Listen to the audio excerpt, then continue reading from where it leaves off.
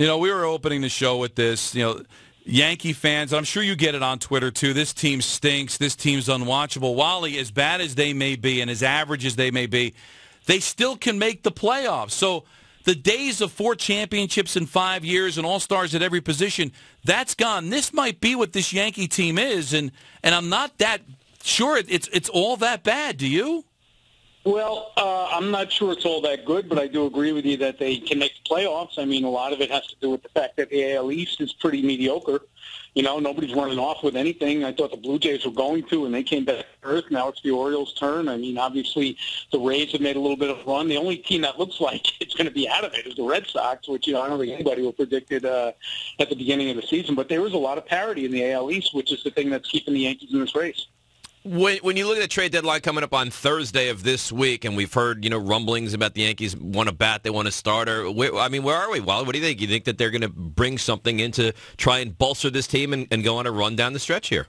I think they will try to do something because they always do. But one thing I've learned, this is my 5th season on the Yankees full time, and one thing I've learned is that whenever you try to guess what Brian Cashman is working on, you almost always wind up being wrong. I mean, seriously, nobody would have predicted Ichiro. Nobody would have predicted, Michael Pineda. Nobody would have predicted Soriano. These are guys that, that he plucked off and was working on while everybody else was saying, well, they're going to go after this guy or that guy. So, obviously, this year the names we hear are Cliff Lee, Cole Hamill, Josh Willingham, John Danks. I've heard Alex Rios.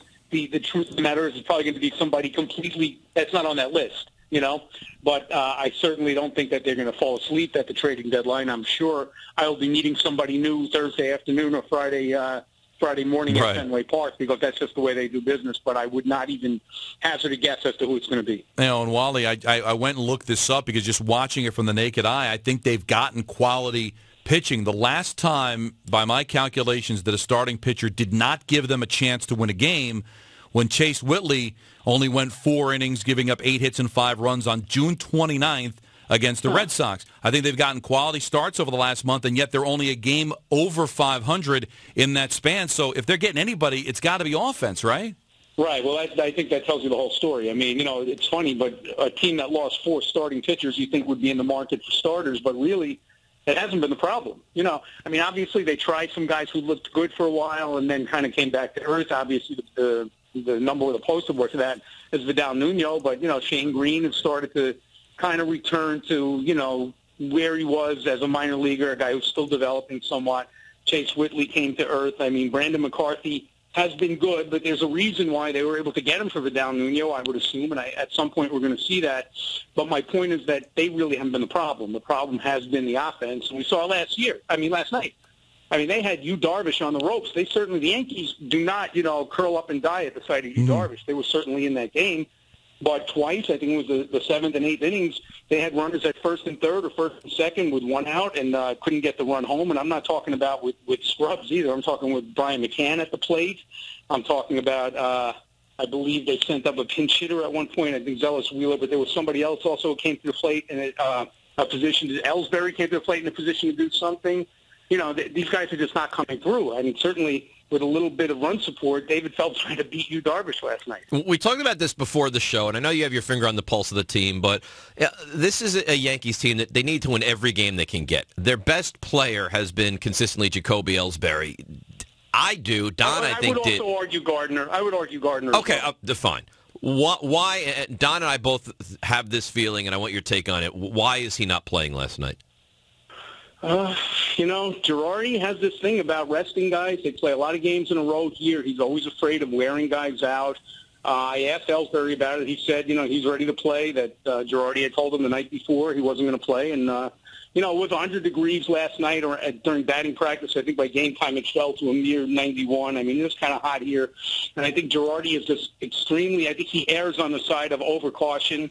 when it comes to resting his guys and not wanting them to get hurt, which makes plenty of sense with guys like Jeter, with Carlos Beltran, with Ichiro, with, Brian Roberts, some of the older guys. But, I was puzzled. I was scratching my head over Ellsbury last night. Especially when you don't have Teixeira in the lineup and you're going up against one of the best pitchers. And a day off coming up on Thursday. I mean, and that's the thing. And I know Girardi's defense was, he might be 30, but on most teams he would be considered an older player. But on this team he's considered a younger player. But, you're holding out hope. Kind of a roundabout reaching defense, I would think. There's no question. Years old and in great shape. Get him out there. But he's always done that, and a lot of disciples of Torrey have done that. I remember, following the Mets with Willie Randolph, he would give Wright and Reyes days off when they were in their early 20s, which, to me is ridiculous. But, and well, that's the thing about the Yankees. I've always said I would like Girardi to have been my mom when I was in school because, he'd always give you the extra day. Yeah. It's like, you have a sore throat? No, take tomorrow off.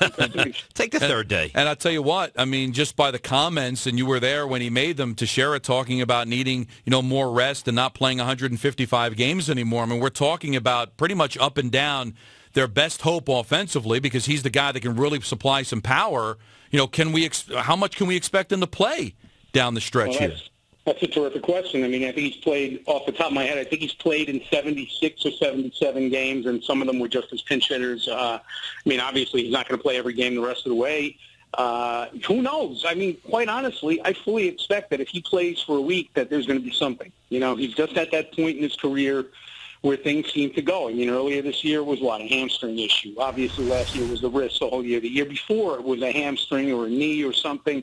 But he's just at that point. He's only 34, but there's a lot of mileage. If you take a look, he averaged, I think, 153 or 4 games per year for 9 straight years. And after a while, the odometer only goes so far, even on the human body, I think.